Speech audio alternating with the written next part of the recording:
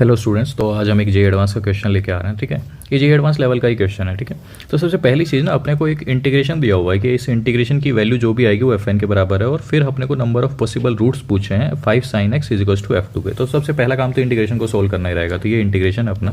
तो सबसे पहला काम मैं ये करता हूँ कि जो अपना फर्स्ट एक्सप्रेशन है उसको मैंने gx लिख लिया है। ठीक है, क्यों लिखा है ये आगे पता चलेगा। देखो, तो मैं इसको शॉर्ट फॉर्म में ऐसे भी लिख सकता हूँ, यहाँ तक तो कोई दिक्कत नहीं होगी। अगर मैं x की जगह 0 रख के चेक करूँ तो g0 की वैल्यू कितनी आएगी सर? g0 की वैल्यू 1 आएगी। ऐसे ही अगर g1 की वैल्यू अगर मैं चेक करूं तो g1 की वैल्यू कितनी आएगी? n आएगी। सर ये आप क्यों चेक करवा रहे हैं? क्योंकि आगे पता चलेगा। ठीक है, अब देखो अपना जो सेकंड वाला पार्ट है hx, मैंने मान लिया कि ये hx है। ठीक है, ये वाला पार्ट जो है, अब देखो इसको मैं शॉर्ट फॉर्म में ऐसे भी तो लिख सकता हूं कि sir 2k plus 1 into x के, और इसकी जो k की वैल्यू है वो 0 से अपनी n-1 तक जा रही है, क्योंकि अब आप वैल्यू रख के चेक कर सकते हैं कि ये यही बनेगा। ठीक है, अब मैं एक काम करता हूँ, ये जो x है ना अपने पास, इस x को, एक x को मैं बाहर निकाल लेता हूं। ठीक है, तो ये कैसे लिख देता हूं, इसको मैं ऐसे लिख रहा हूं कि 2k,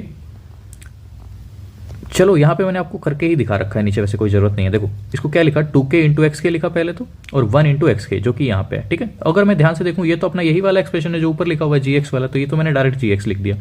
इसमें देखो मैं क्या करता हूं, इसमें मैं एक x सेपरेट कर लेता हूं। तो इसको मैंने कैसे लिख लिया कि x इंटू एक्स की पावर k-1 है, ए, और एक x जो था वो बाहर निकाल लिया। ठीक है, तो ये जो पार्ट है अपना ये क्या बन गया, ये बन गया। ठीक है, अब ये कैसे बनेगा? देखो सर, अगर मैं इस पूरी टर्म का जो gx था अपना, इसका अगर मैं डिफरेंशिएशन करता चलूं तो डिफरेंशिएशन जैसे ही करूंगा तो ये जो टर्म है अपनी ये बन जाएगी k इंटू एक्स की पावर k-1, जो कि यही लिखा हुआ है। ठीक है, तो बेसिकली ये है क्या, 2x इंटू में gx का डिफरेंशिएशन। तो जो कि यहाँ पे मैंने लिखा हुआ है कि ये क्या है, 2x इंटू जी डैश एक्स। यहाँ पे gx तो अपने पास था ही। ठीक है, अब जो ओरिजिनल इंटीग्रेशन था वहां पे चलते हैं। ओरिजिनल इंटीग्रेशन था कि fn, क्योंकि इसकी वैल्यू आएगी इंटीग्रेशन की, ये अपना पहले वाला एक्सप्रेशन, जो सेकंड वाला एक्सप्रेशन है उसको ये रहा।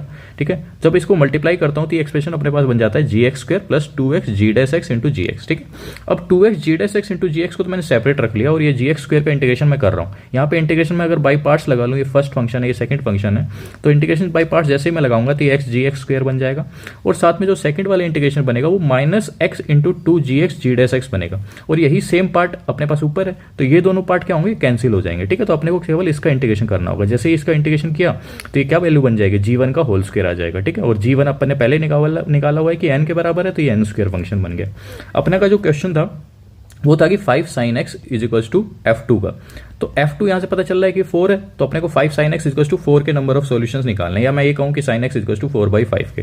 ये sin x का मैंने ग्राफ बनाया हुआ है। ठीक है, और y इजिकल्स टू 4/5 की लाइन खींची हुई है, ये है अपनी y इजिकल्स टू 4/5 की लाइन। अब इनका चेक करना है कि कितनी जगह ये कट कर रहे हैं, तो हम देख सकते हैं कि 6 जगह कट कर रहे हैं, इसलिए नंबर ऑफ सॉल्यूशन कितने हुए, 6। ठीक है।